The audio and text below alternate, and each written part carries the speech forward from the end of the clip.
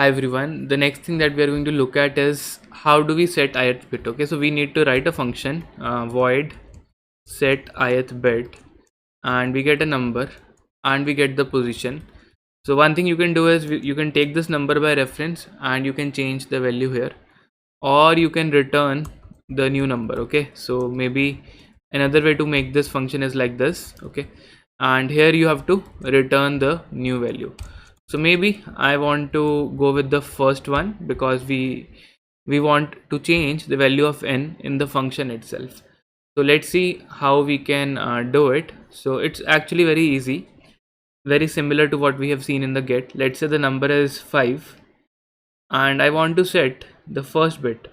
Okay, so I want to set the first bit, that is this one. Okay, so what I need to do a OR operation, a bitwise OR with a number which looks like this 0 1 0, which has a set bit at the ith index. Okay, and ith bit should be set. So what we need to do, we need to create a mask, that is again this number is going to be 1 left shift I. So we'll get this number and we will do a bitwise OR with the value of n.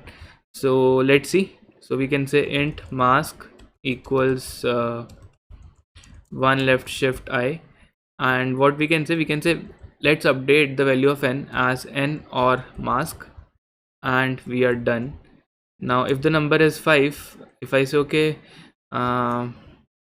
get ith bit, okay, I can say void, I can say set ith bit. Instead of calling this, I can call set ith bit.